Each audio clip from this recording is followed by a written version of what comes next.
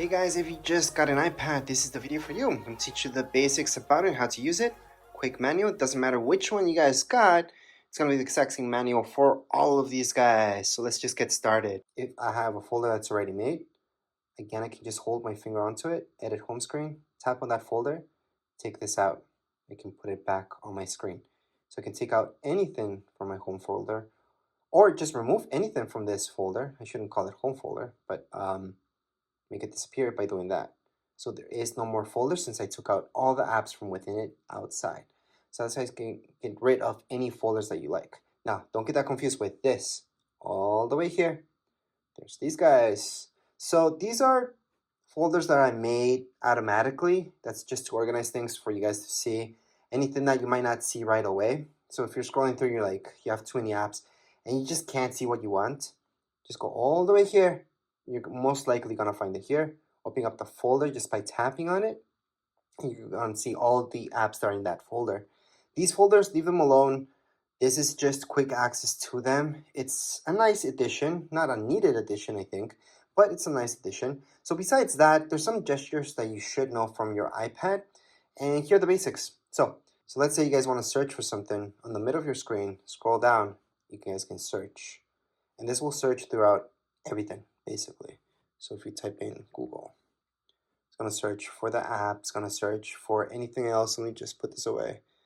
And you guys can search from anywhere, websites, anything, apps, anything that has to do with it, it's gonna search.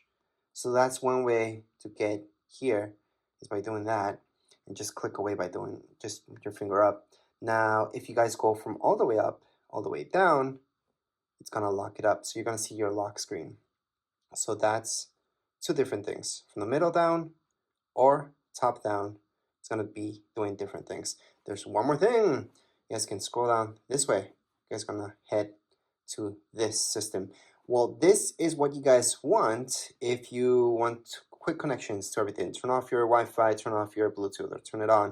You guys can AirPlay. You guys can add more stuff here and take off stuff from here from your settings as well, by the way. You guys can have quick access to your camera, airplane mode, which is what you guys mostly want when you're on an airplane. But anyways, so there's your quick access right there. So again, that's just from the corner. Slide down, you guys are gonna see that. Now, if you guys want to minimize an app really fast, let's say we open up Safari. That's what we're gonna use for internet. Just go like this with your hand the whole way, and it's gonna take it away. Now, if you guys saw that, there's also things I can do within Safari itself, so that wasn't the best suggestion. But let's say we have reminders on.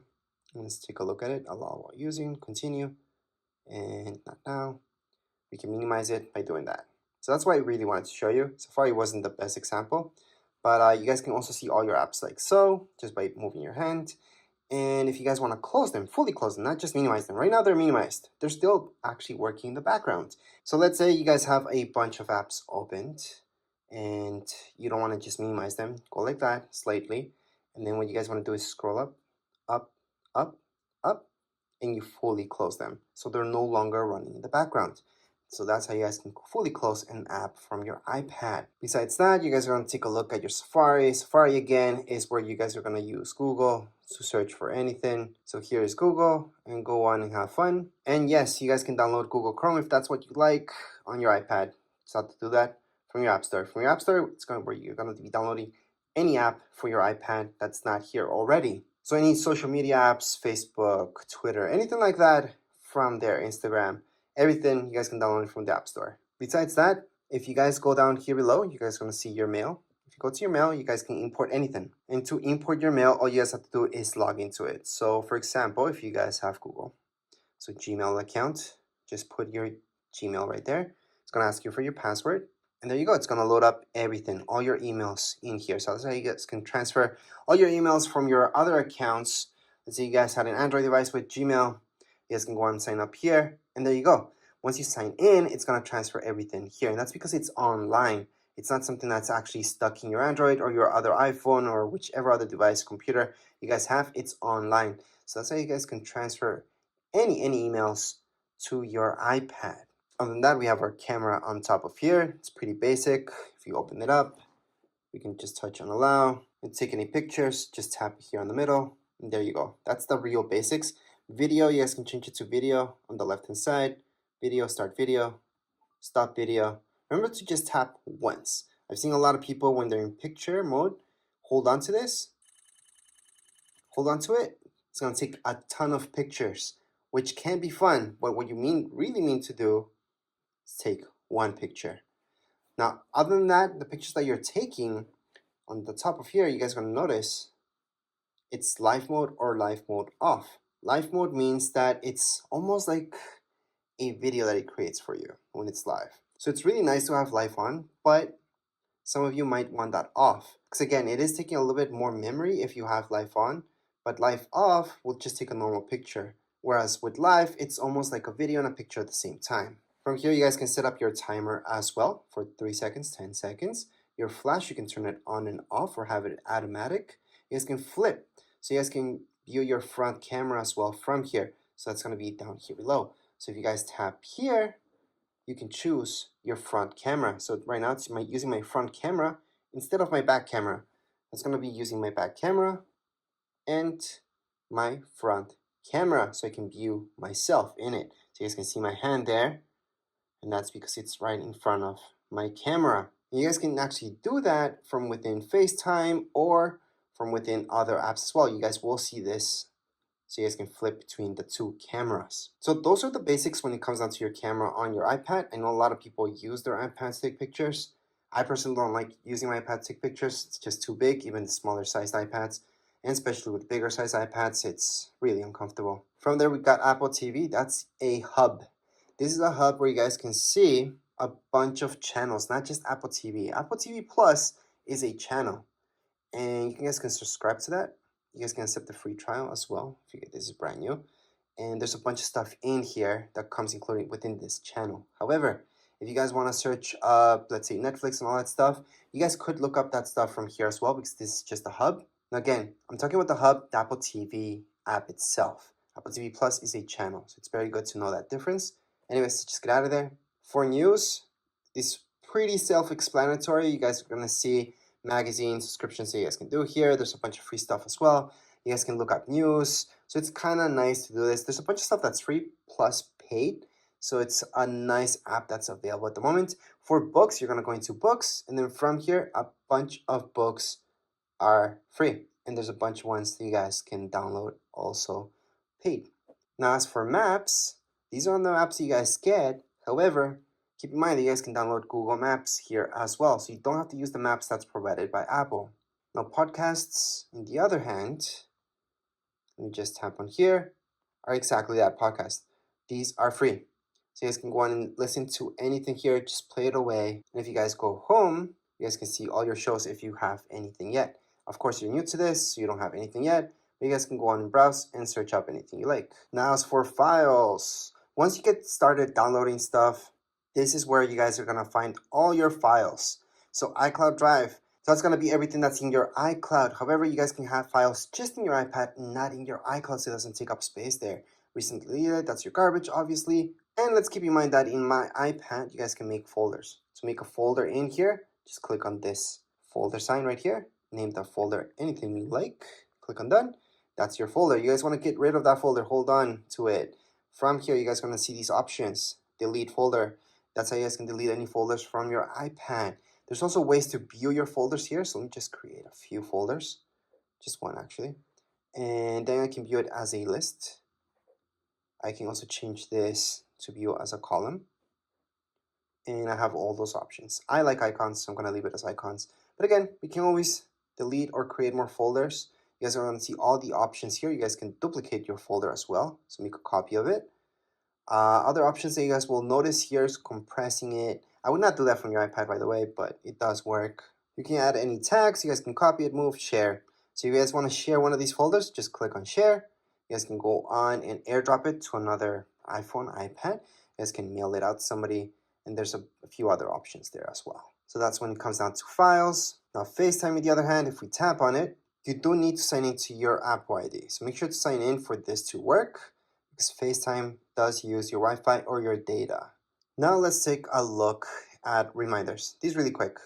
So reminders, to add any reminders here, I like to use Siri a lot.